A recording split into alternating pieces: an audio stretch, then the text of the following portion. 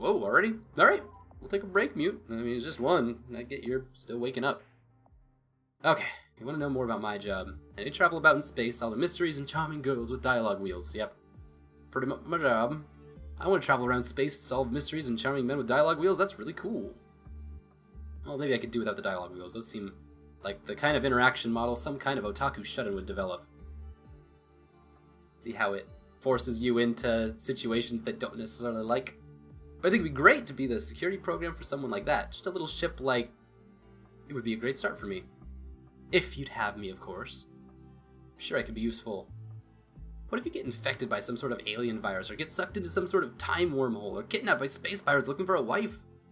I don't want you to be kidnapped by space pirates looking for a wife. That would be really bad. You need mute security systems to keep you safe. What do you think? Want to take on a sidekick? I want to roll around the wheel a few times. Whee! I'd take more. Okay. It wouldn't work. Alright, let's do it. Let's party on. I think it's lonely out in space. I hang out with peeps. Party every day with the mute security system. That is the tagline. You can put that on the box. Party every day. Since $49.89. Let's work hard together in the future. Anyway, let's be serious. What's your job like? Do you enjoy it? It's lonely.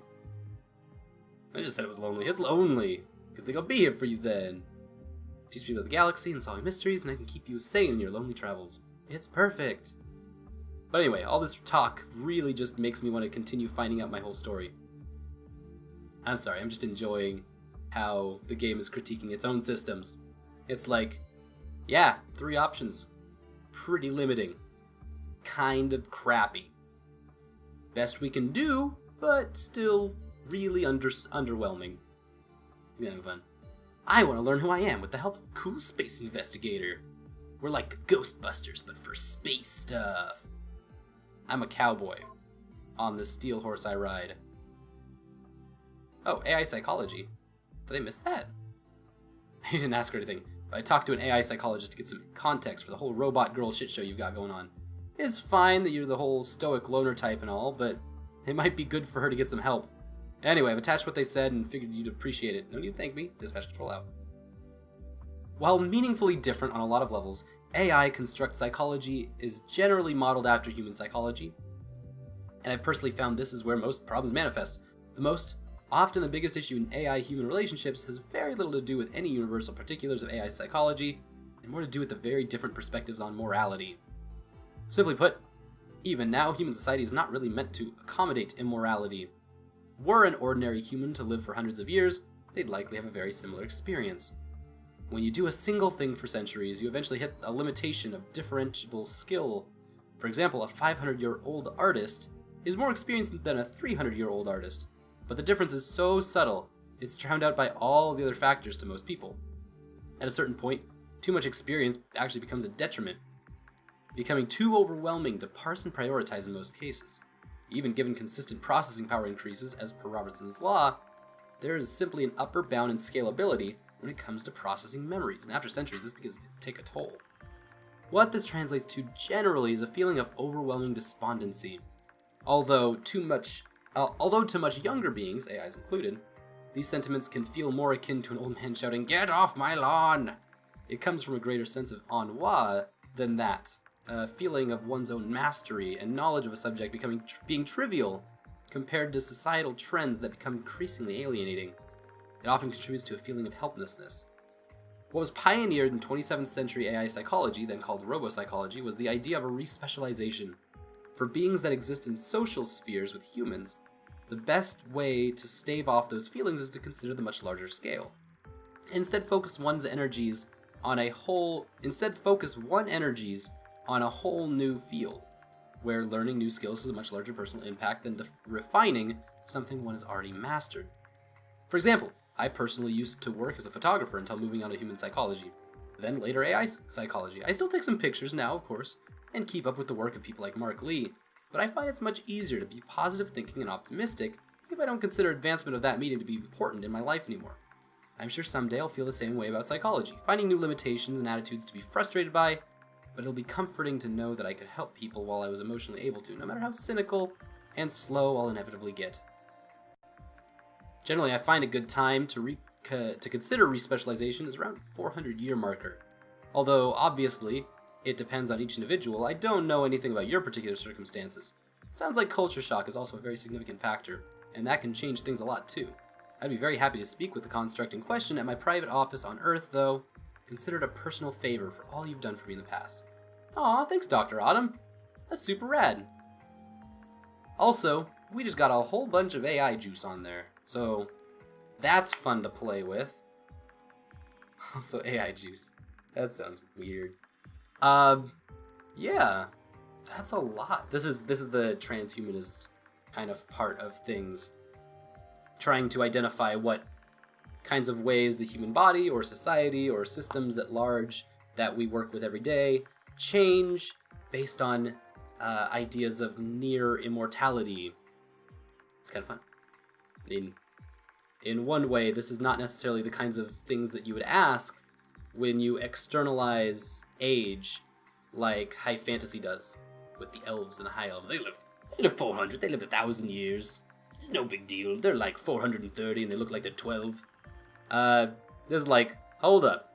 You're actually gonna have to like spend that time doing something and not go all whacked out after 330 years. So, kind of a fun thing to think about. These are the kinds of questions that those ideas raise. So, fun play. Good stuff. Alright, that was cool. Let's bounce out. I know I'm spending a long time on a lot of these, and I hope that that's okay. It's just so fun to think about these things. That's where I like having my head at. So that was one. We've got 5 more to do today. Let's see if we can bolt through these. So you got fired. We kind of knew this was going to happen. Okay, fine. I'll read this one with you, but only because I know Mute thought being a wife was important. Aye, alright. You do what you want, New Mute. I guess she doesn't really care about this one. Not a big deal. Apartment status. No time to make the bed this morning. Joke's on me. Dishes need to be washed, and broken mixing bowl needs replacing. Floor needs to be swept. Oh yes, so we don't really know where she fits on this. He's an engineer, married to Nae Moon, granddaughter of former counselor Kim. Right, and so now she would be out of the... Oh, okay, maybe this is what's going on. In retrospect, I suppose it was inevitability. The last month I was the only woman in the department still left, excluding custodial services and the like. Certainly the last with any sort of engineering qualifications at all. Most quit. My mother tells me that all of them are pregnant now. I didn't realize my position might be in peril. I assumed I would continue to work in engineering forever, even given the pay cuts, considering the possibility that I am actually a naive idiot. Wow.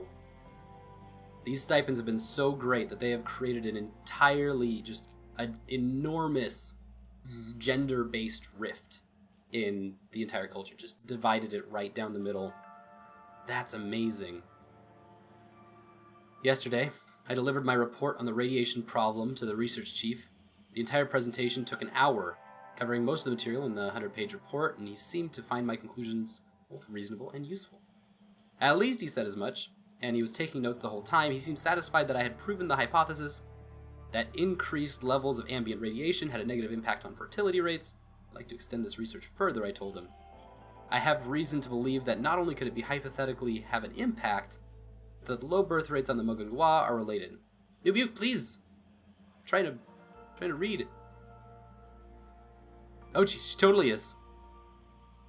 New Mute is, I know you so supportive like that. I'll just try to keep up with you then. So yeah. I feel like it's really sweet that he's trying. I'd respect that a lot. You're way ahead of me, hun. Well, okay. Well, hold off on the proposal for now, but I'll think about it. It's an interesting theory. I don't know if there's really room for funding for that, but I do see the importance.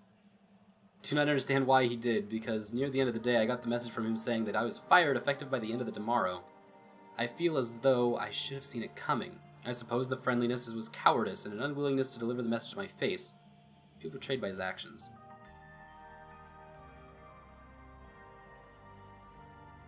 While I was sitting there, stunned, Han walked into my office and I glared at him.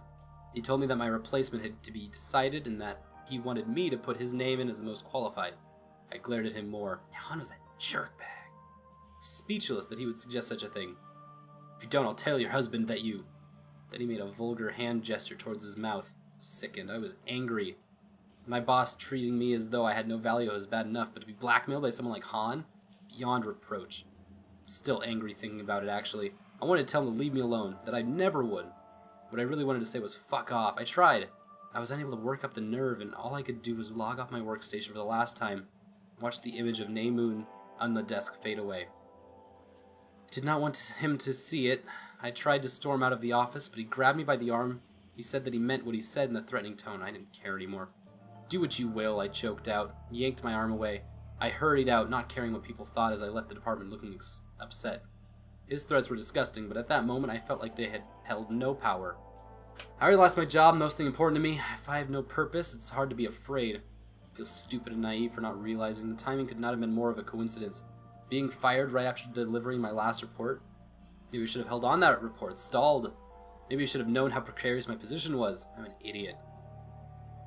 Late night addendum to this diary entry. So afterwards, my husband was very nice and supportive when I delivered the news to him. I have one more day, but I don't think I'll go in. Oh, hell no, of course not. Those bastards don't deserve that, he said, putting his hand on my shoulder. You're so tense. I mean, of course you are. I'm sorry, dear. Turn a bit. I'll give you a massage. I obliged, and he started to rub my shoulders. I said, it felt nice. Thank you. I didn't know what else to say. Can you ask your family for help? Maybe there's something you can do about your old boss, he suggested. He was trying to be helpful, but it fortunately was not. I don't think anyone's wanted to throw around much influence since the family lost this counselorship. There's complicated politics involved. I don't understand them, really. I told him, I'll ask my dad, but I'm very confident that it won't help. That sucks, he said bluntly. I agreed with the assessment. I do not know what I'm going to do with my life now. I sighed and admitted, that job was everything, and I am hardly qualified to do anything else. Everyone else is settling down, having kids, but trailed off. I did not want to offend him by suggesting I did not want to have kids with him. Which is not to say that I do, but I am young, and I'm sure I'll change my mind in the future. Most people seem to. I would not assume I'm any different, but right now I can't imagine it. Thankfully he understood. No, of course not, honey. There's no rush, he said, hugging me tightly. Only when you're ready. What do you want to do now, dear? I mean, if you didn't have to worry about jobs or money or anything, what would you be doing? Well, my research is very important. I don't believe anyone else would conduct it. And I think the continued existence of Mugunghwa society depends on dealing with the problem. But right now, it's not even accepted that there is one, I said.